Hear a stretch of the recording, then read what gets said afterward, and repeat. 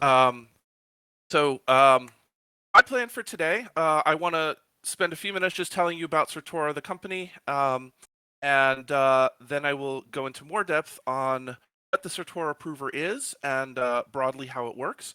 And then I'll spend most of the time today going through a demo to show you some features of our verification language and show you what it can do.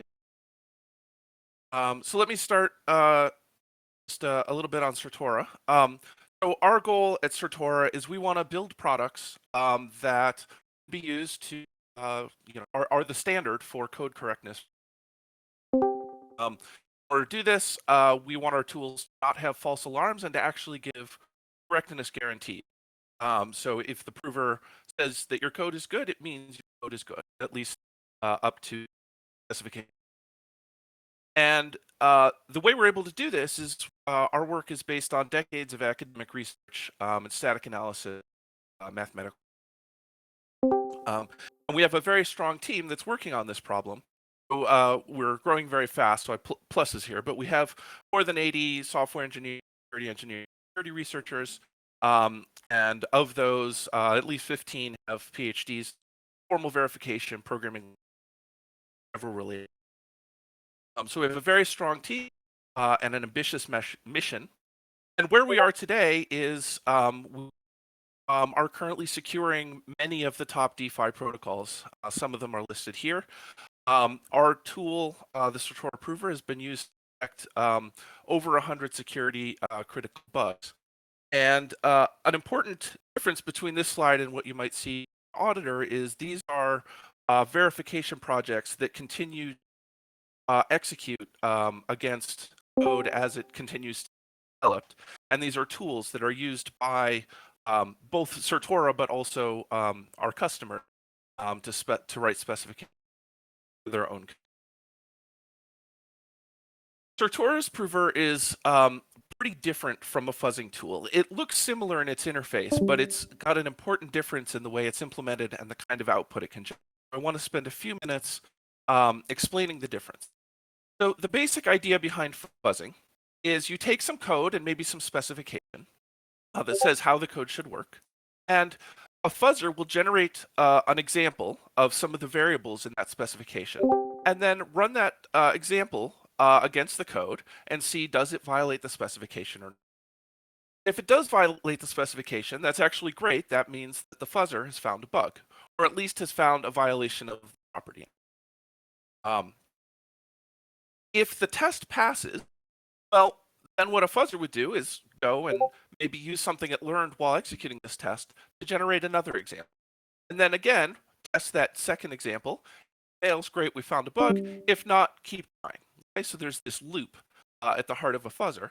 And eventually going back here, there's no way to say we've succeeded. The code always satisfies the specification. So eventually you just have to stop. And you say, yes, this code seems great. We've run 1,000 tests or 10,000 tests or whatever, and they've all passed. So hopefully that means the code always satisfies this. Formal verification in the style of the Certora Prover works pretty differently. The input is the same. Take a code and some specification.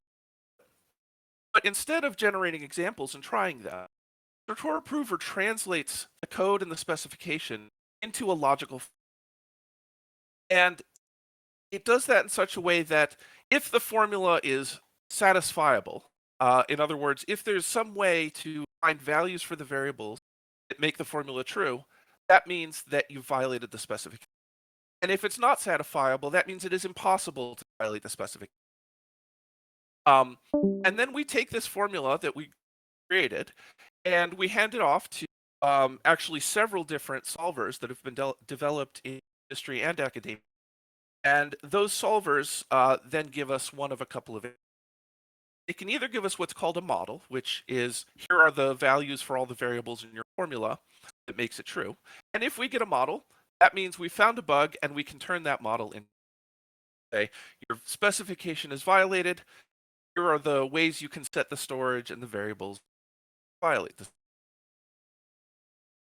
But what's different from fuzzing is these satisfiability solvers, these third-party tools, can also give us back a proof. And if they give us back a proof, that means that it is impossible for the code to violate the spec. And so at that point, we're done. We know the code does indeed satisfy the specification. And we're done, we can stop, and we know this code is secure. Of course, this is actually an undecidable problem. It always has to be possible, no matter what tool you build, that it's possible for these. And if these solvers time out, that means we don't actually know anything at that point. Solver was unable to either find a model or a proof, and so that doesn't. Of course, we're not totally stuck in that case. What we can then do, and this is a lot of where the creativity involved in using the prover is we can then think about how can verify maybe a simplification of the code or do summarization of the code, and give a proof on that. If we can do that, then we can that's a way to solve these. But at a high level, the difference between fuzzing and the prover is really this ability to output a proof and say we're done. Don't have to run any more. And that can often happen very quickly. I'll now switch over and start to show you what our verification language looks like and what kinds of things we specify. And I'll show you the output and analyze that output to find bugs. So I'm going to switch over now to text editor and just start writing a. So I want to write a specific simple ERC. This is a straightforward ERC20 contract. I think it has mint and burn. It doesn't really matter. Actually, when you're writing a specification, all you really care about is the. So if you're familiar with the ERC20, that's the thing that we're trying to write a specific in Certora's verif. And actually, I'm going to focus just on a couple of methods. So one of the important methods in ERC20, actually, I'm going to close the file here,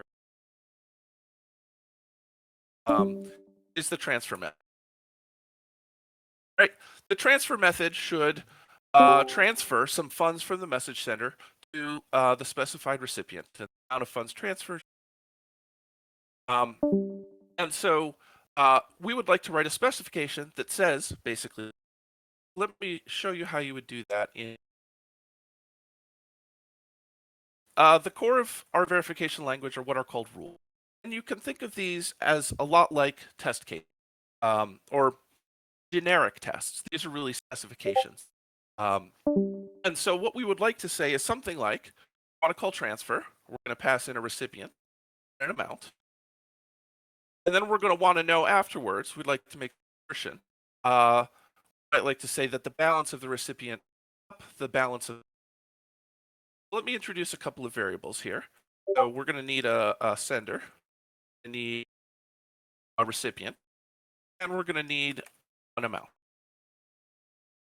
Now, if I was writing a test case, I'd have to tell you for this test case, here's what the value of the sender is, here's what the value of the recipient is, and here's the value of. With the Certora Prover, if you write a variable and you don't give it a definition, the prover considers every possible value of that variable. So going back to what I said, it'll generate a formula that just has that as a variable, and the solver will then try to fill in that variable. We have a sender, we have a recipient, we have an amount. We're going to transfer. Some amount, and we'd like to say that the balance before of the sender goes down by the amount, and the balance of the recipient goes up. So we can save before we call transfer, save those balances. Call them balance before. And that's going to be the balance of sender, and save the balance recipient.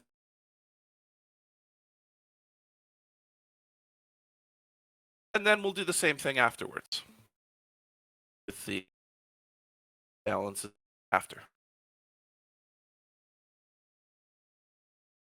Okay, so we're record our balances, call transfer, then record our balances again. And we would like to assert that like I said, the balance of the sender goes down. So I'd like to say that the balance of the sender after is equal to the balance of the sender before minus the amount. And we'd like to assert that the balance of the recipient after is equal to the balance of the recipient before by the amount. Our basic property. We should give this rule a name and maybe give it a comment. So I might call this something like check. And comment transfer, balance of the sender goes down by recipient. Okay, so here I've written almost a rule that we can pass to the Certora Prover.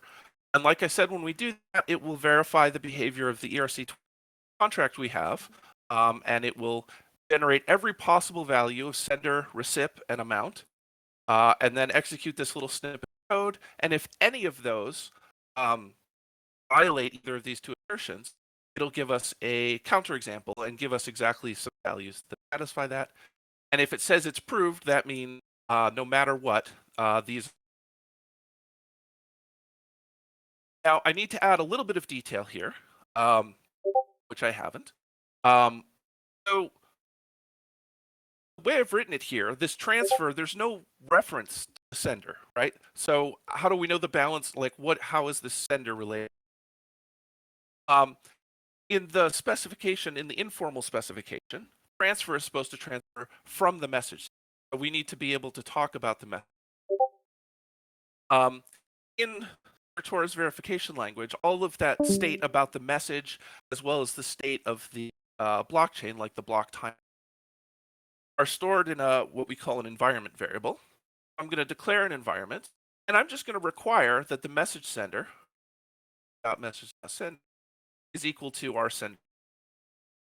And that ties together sender variable that we're checking the balance of here to the sender of the message balance should. So this is now there's actually one more thing. One is we need to actually provide that environment to. I need to pass that in actually. So by default in CPL, the first argument contract method environments or to provide all of those environments. But the other change we have to make is balance of here. I haven't passed it in. And I could go ahead and create more environments to pass them in. But balance of behavior shouldn't change depending on who calls it. So what I'm actually going to do is declare balance of what's called doesn't this in a methods block where we can add additional metadata about the method calling. So we have a balance of method, address, int, and I'm just going to mark it as env. And marking it that way does two things. One is it means I don't have to provide an environment when I call balance of, which is convenient. And the other is it generates a check, make sure that that this method actually doesn't. So that's all there is to writing a spec. You first say what you want the spec to check, and then you write something that looks kind of like a test case that checks it. But this test case can have these kind of undefined variables in it. The prover will consider every possible value of undefined variable and either give you an example that violates the assertions. Okay. Let's see what happens when we run this.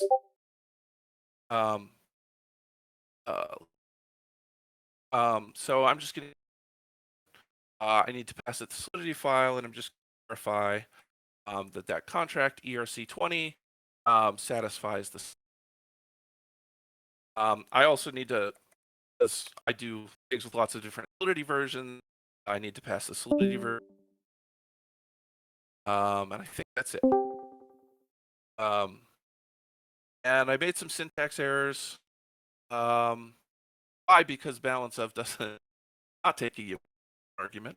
You guys probably caught that while I was doing it the first time. Okay, so what happens when we run the prover is it does some local type checking, sends the job off to our cloud service, and then once it's finished executing, we can go to the cloud and get a nice report of the results of that test. And so prover, it showed up here as my job.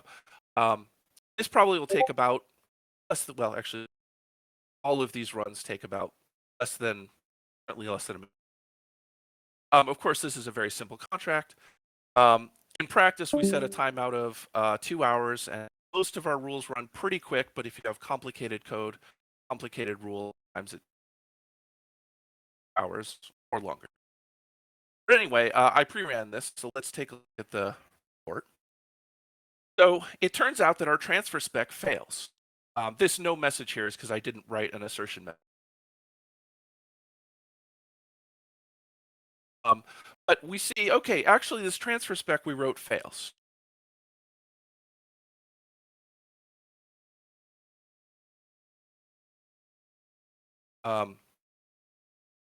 So this transfer spec fails, which means there are some possible values of the sender and the recipient amount, where if I call transfer, it is not the case that afterwards the sender's balance changed.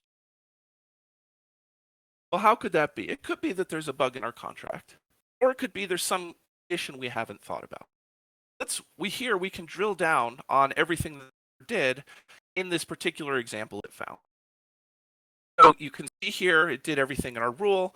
It required that the message sender was sender. It recorded the balance before and the recipient balance before, called transfer, and then ran the rest of it.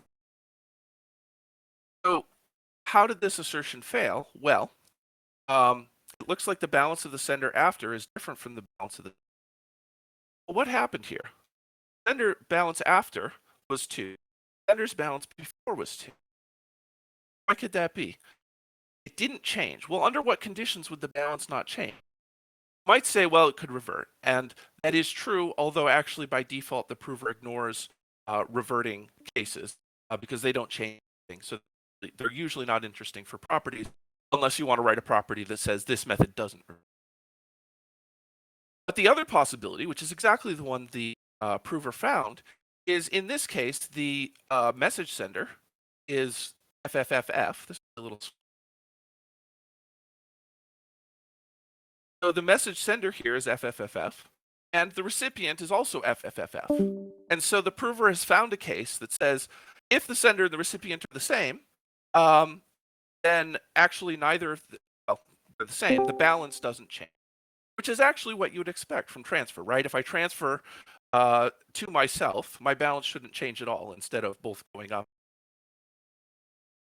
So this is sort of the workflow of how you use Prover. You start off by writing a spec.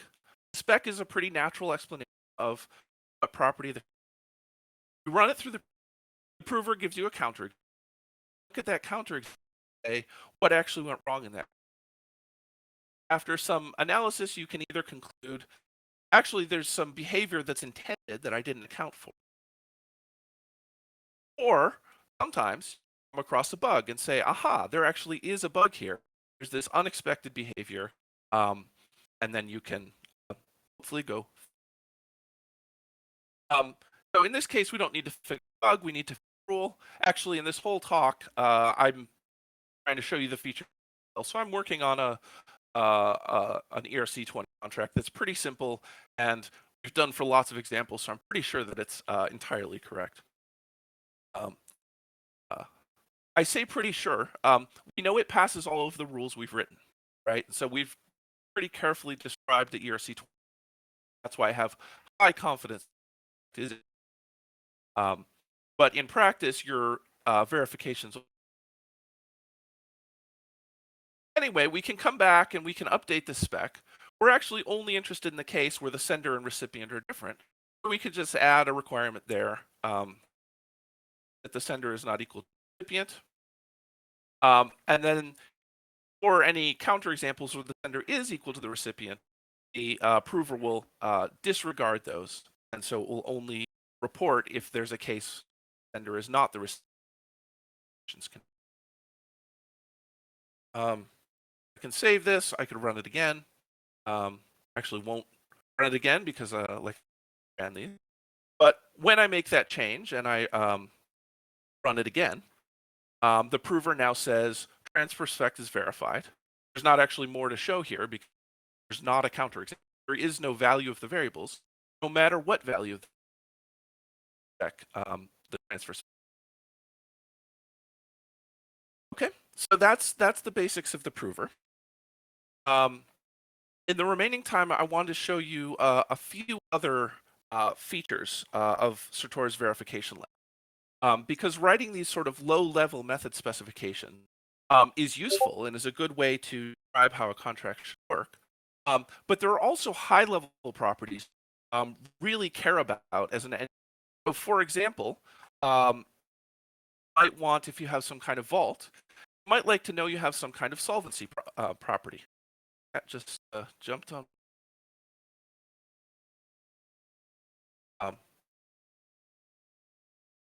Helping. Sorry, guys. So you might care about a solvency property, right? You might like to say, no matter what happens, the total tokens held by the vault is equal to or is greater than or equal to total the total number of tokens that you might have to trade. So users might have deposited tokens in your vault. I'd like to say, not just if I run this method, this thing, but no matter what state I get in, the vault always has enough. And so Certora's verification language has the ability to specify these higher level end-to-end properties and verify them on the entirety of the contract. So let me give an example. There's not a solvency example in, but let me give you a different. One thing you might care about as a user RC tool is that only you can change your balance, right? Or that only you can you have to some action in order for your balance. Let's write a rule like that. And that should be no matter what happens. We're not going to call a specific method here. We're going to say no matter what happens, the balance goes down. It's what I did. So let's write a rule like that.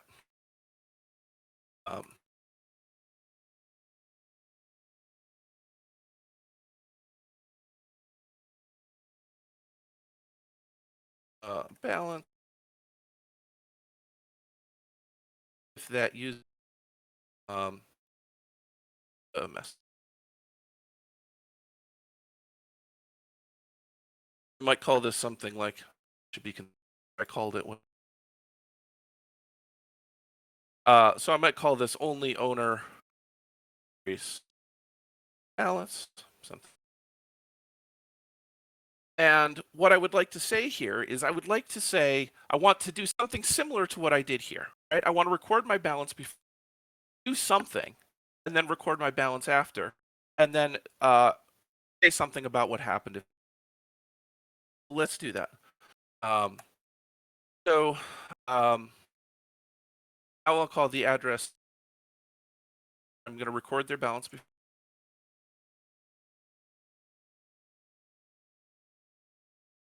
I'm going to do something.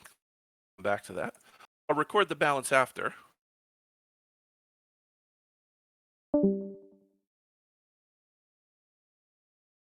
And then I want to make an assertion. I'd like to say that if the balance after is less than the balance before,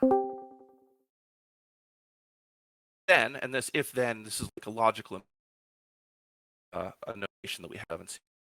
Then message.sender, whatever this was, is equal.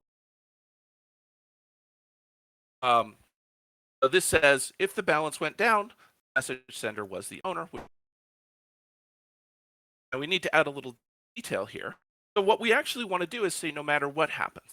So CVL, the verification language, has a feature called a parametric rule.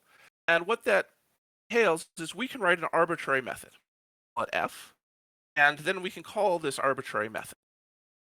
And every method takes in an environment, so I need an environment and some set of arguments. It might be empty if the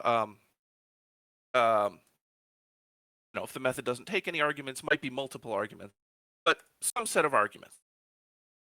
I want to call this arbitrary method with this arbitrary environment, arbitrary argument.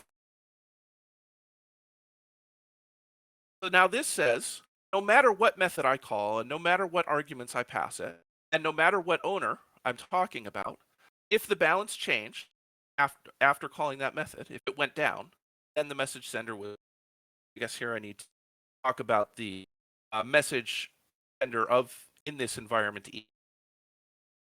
message. So this is a much more powerful kind of rule than this kind of rule. This rule says the transfer method works the way you'd like. This one says no matter what method you call, you have this nice end-to-end.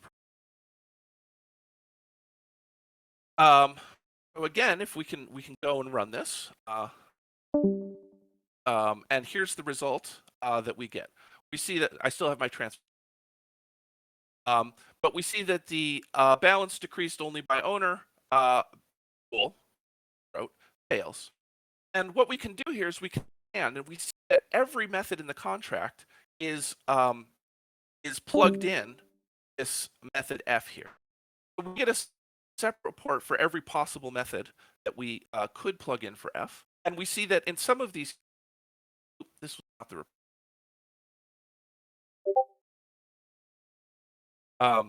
we see that in some of these cases, the rule fails. And we can think about, or we can look at what cases does it fail. Transfer from. Oh, yeah. Well, transfer from, of course, that's a method that somebody else can call to reduce my balance. Of course, they only should be able to call that if I've given them an approve, if I've called, if I've given them allowance by calling approve. And so we can just guess, knowing how the ERC twin works, that transfer from, of course, it should be able to balance even if somebody else calls. However, we could write an additional rule that says if it decreases, then it decreases by less than the approval of. I'm not going to work through that example time, but we see also that burn violates the rule, and it's the same kind of thing. With this contract, if you've given an approval to somebody else, the contract allows you to burn those tokens, and that, again, if I give you an approval, I'll burn, and that would reduce. So we can see that very quickly, I didn't run it now, but it took 30 seconds. We can analyze this contract, find exactly the set of methods that do increase the balance without being called by someone. And of course, as we just did before, we could then go and modify our rule to account for these things. We could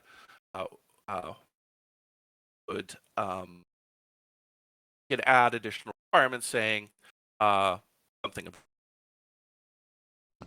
Hey, Mike, do you mind turning your video off really quick? I think the audio is impacted by that. Okay. Okay. Yeah, thanks for the heads up. Is there anything that you guys missed that I need to back over? Out.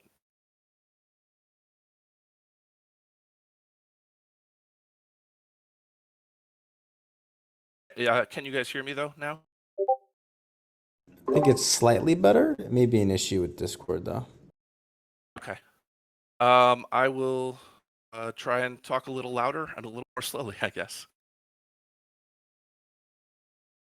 Okay. So the this feature of calling an arbitrary method and ensuring that it satisfies some property gives our verification language a lot of power to express high-level properties and things that an end user about without even barely knowing the details about all of the methods. Okay. I want to show you two more features before I wrap up. One of them is pretty straightforward, but is a very useful way to think about how you design these properties and to help you as you're actually designing your contracts, um, and could also be other rules. Um, this is a special kind of parametric rule, and it's called an invariant. And CVL has a nice, concise syntax for what is an invariant is some property of the system that you expect to always hold at any given point in time. So if I stopped the world and looked at the state of a contract storage, called some methods on it, this is an expression that should always evaluate to true. So a very simple example of it might be that the the balance of address 0, some ERC20s in that property, others don't. But I'm just going to write it down as an invariant.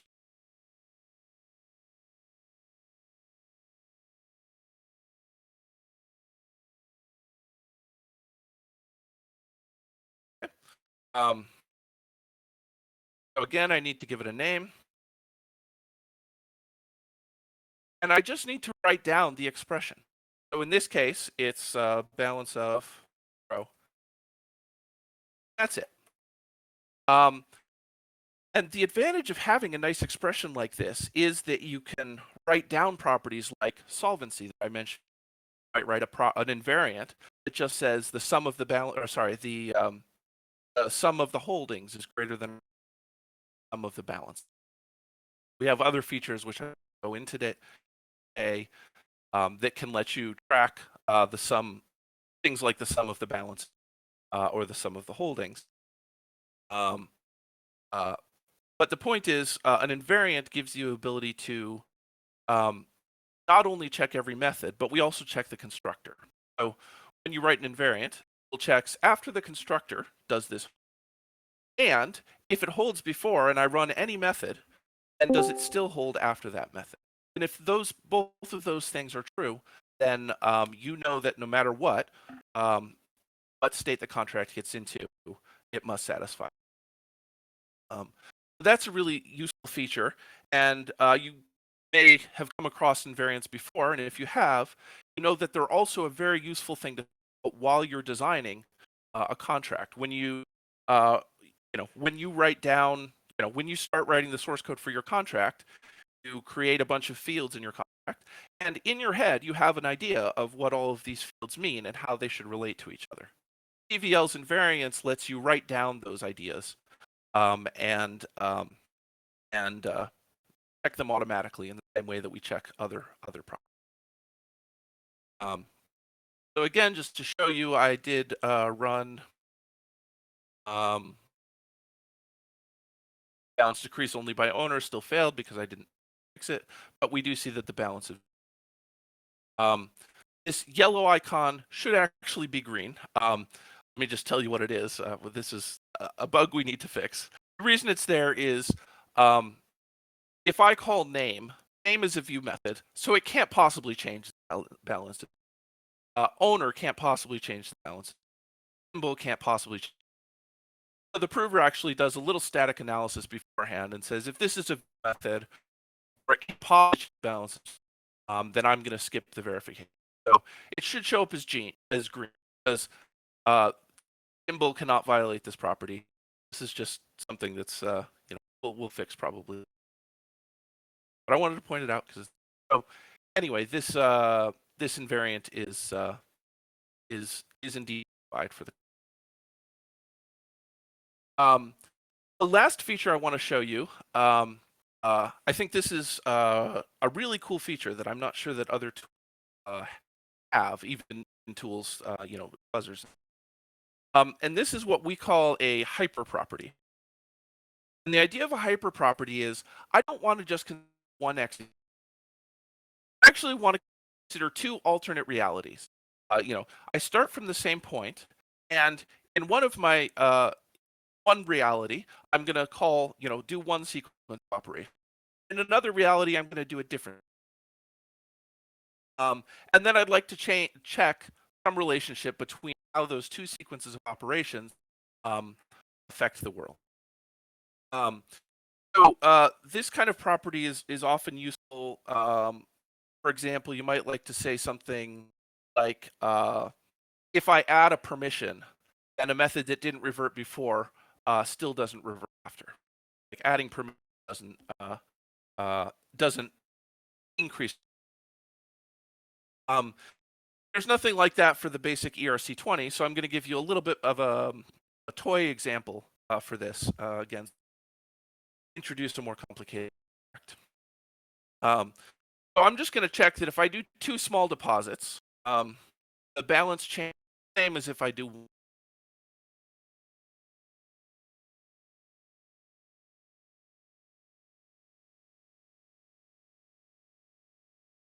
Sorry, not deposit. Is the same as the balance.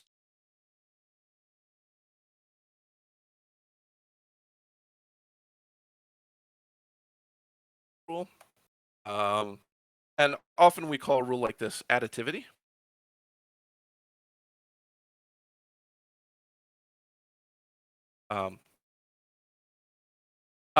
And this is a little bit of a toy example, but it also turns out actually that sometimes these basic properties catch bugs. We had a recent example where we caught a bug. I'm off the top of my head forgetting. I think this was in one of our projects. And the rule that caught the bug was something really simple. It was something like, if the balance changes, then the borrow changes. I don't remember. But it doesn't say how it changed. It doesn't say by how much it changed. It says it's one of these things changed and the other thing. And it actually, that simple property, a high-level property, uncovered a really subtle bug. It took a while to actually track down and figure out where is this bug. And in fact, the developers didn't believe it was a bug for a while until we actually drilled down and showed them, no, here's a bug. But my point is, these high-level rules that seem kind of abstract can still catch. So anyway, I want to show you how we would check this. So as above, we're going to want to we're going to have a sender and a recipient. So maybe I'll just copy a little. I'll just let's only look at the balance of let's say the recipient. So I'll just call it balance before is the balance of the recipient. I'm going to want to now reset the entire state of the world. And so what I want to do is record the current state of the world. And so we have a special type called storage. So I'm going to declare a storage value. I'll call it initial. Here's the syntax for doing that. I'm just going to record the entire state of storage, this variable initial. And then I'm going to do my 2 small transfers. So I guess I need environment.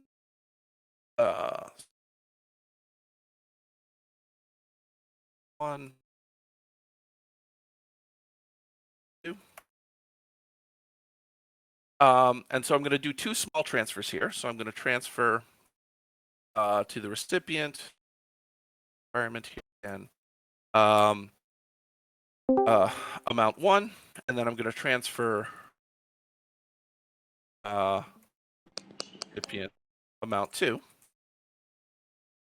This and then I want to record my first hypothetical ending balance.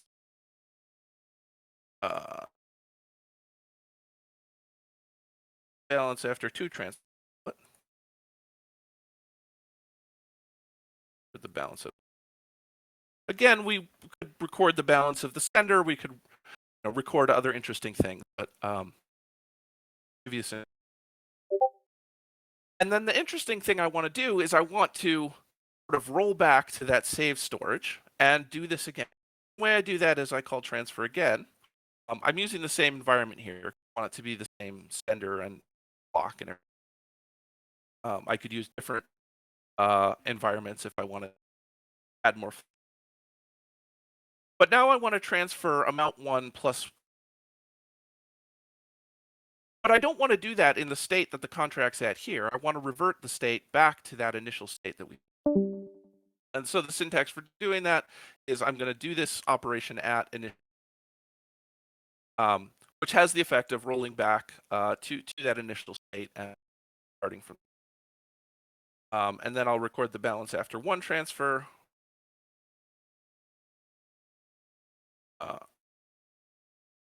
And finally, what I care about is that that balance is the same in both hypothetical worlds. So that's what I'm going to assert. After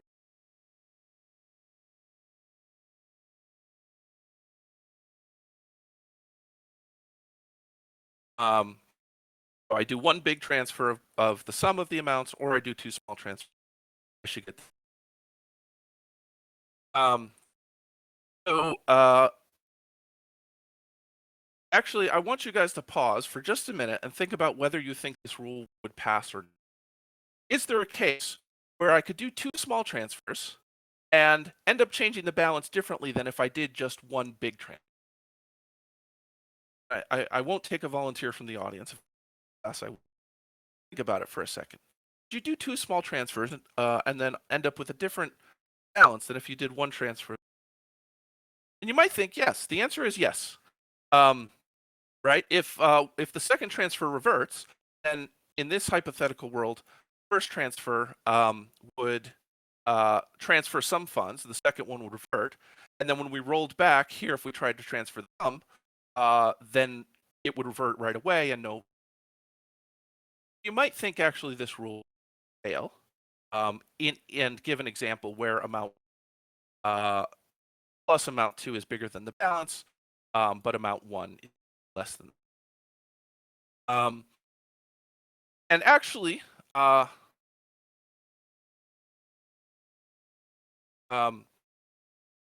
actually, the prover will say that this rule does pass. And I just wanted to sort of tell you about one more feature and explaining why it passed. In almost all cases, you only care about operations that actually. So by default, if a method reverts, prover will discard that scenario. So in this case, if the first transfer or the second transfer or even the combined transfer revert, won't get a. So actually, that's why this version the property is. Just to point out, we do actually have the ability to change that behavior with revert x. And if I add the with revert, then we would actually get an example where the first, if first one succeeds and the second one fails, and then the double one fails as well, we could see that the balance after one transfer larger than. So I'm going to stop there, make sure I have time for questions. But I hope that you've gotten a flavor of for questions.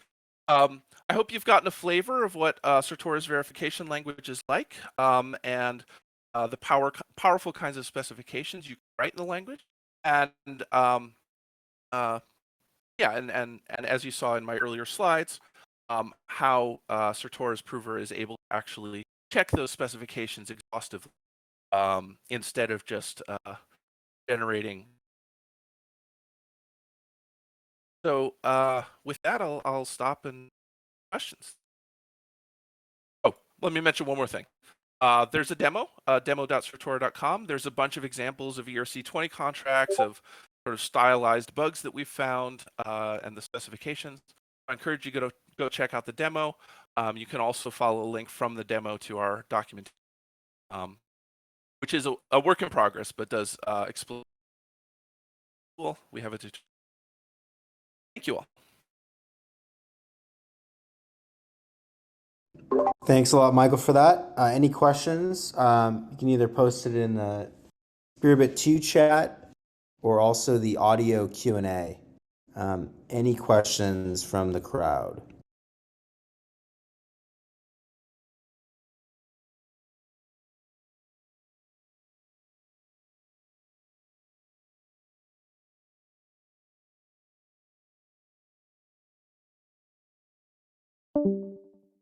I'm just now seeing the chat, and I'm sorry about my audio cutting out. I hope that you guys uh, got the gist.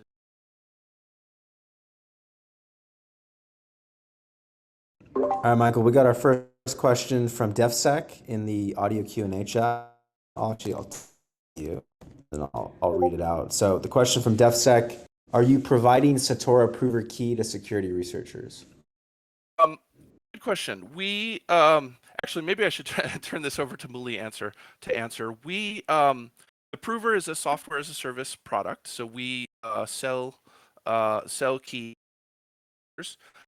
We do have some demo keys that are restricted in some of the features that they support, and actually more in the computational time that they can run for. So they're suitable for small contracts, but large contracts are more complicated. I think that But we are interested to actually we have started to collaborate with many people and talk to us. We are like for example, we are happy to give trial keys. We are also engaging with security researchers. So talk to us.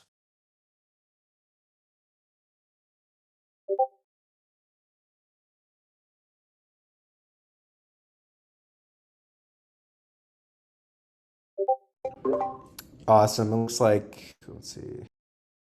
Another question from Jonatas. Is it possible to test functions with permissions like admin, other roles involved, or multiple roles?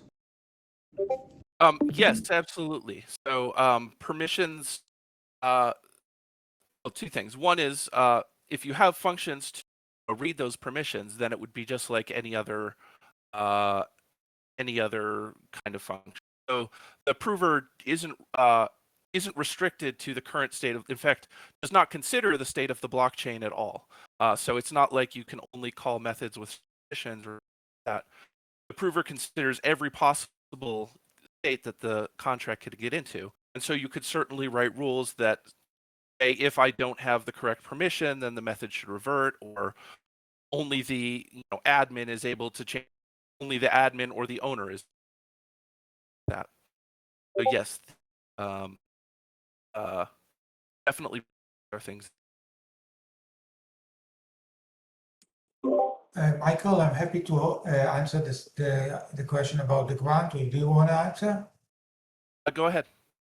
Okay, so we are actually planning similar grants to Aave with different protocols, and we're also providing bug bounties for rules that we write. So because as Michael pointed out, the technology is robust, but the question is, who knows that the rules that we write are okay? So we are actually interested for people to review our rules, and we already have, I guess, two real cases that people found bug after us because there was a failure of the rule. We're also building another tool that I don't know if Michael had the time to explain, but Michael will have to explain that we check the rules themselves. You did explain it, right, Michael? The Yeah, application. so I just to respond to Muli's point, if your spec is wrong, it can it won't catch a bug. And we are building several right now to help actually determine, is the spec strong enough to catch real bugs. So for example, we have one tool that we're working on which will change the program to try and introduce bugs in an automated way and see if this mutated program does the spec catch the this catch the. So those are additional.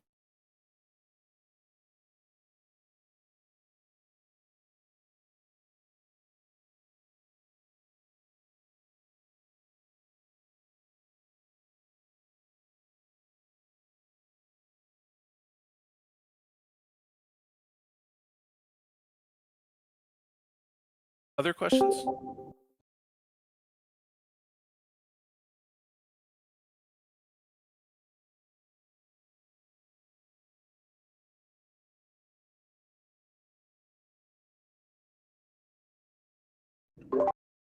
Last call for questions.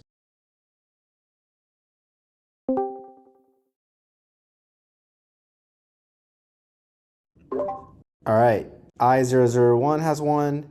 What are the limitations of the Prover tool or current version not able to handle?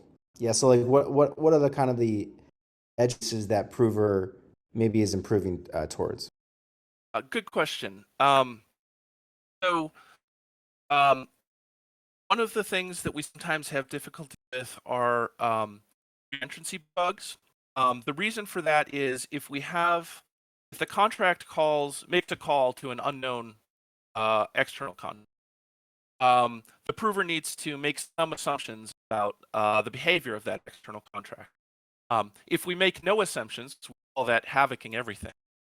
It often is hard to prove anything because the assumption is that external call could break contract state in an arbitrary way. So what we often do is we instead make specific assumptions about what the external call can and cannot do, but that means certain bugs. Some other things that we have difficulty with. Complex nonlinear math is something that our underlying solvers have difficulty with. And so often when we start with complex math, have timeouts. What we often do in that case is we try and find reasonable summaries of what that math is doing, that the prover is able to approximate in that case, and that lets us both find bugs and prove properties under certain simplifying assumptions. I think those are some of the main limitations. But we're always working prove support for those things.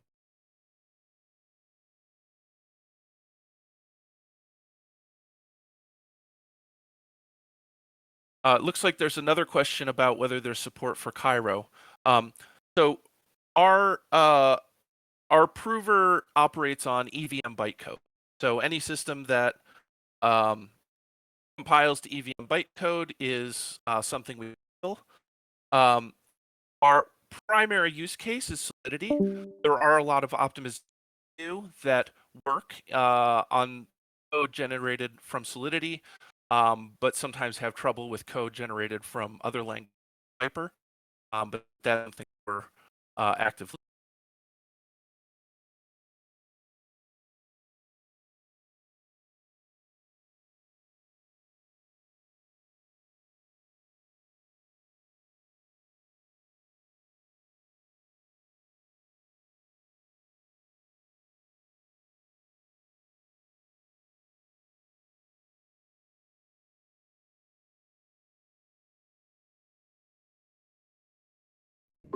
Looks like we got another question, or it was a thank you from TQTS.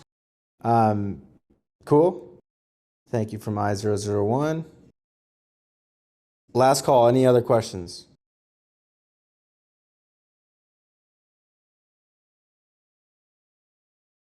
Going once? Oh, DefSec.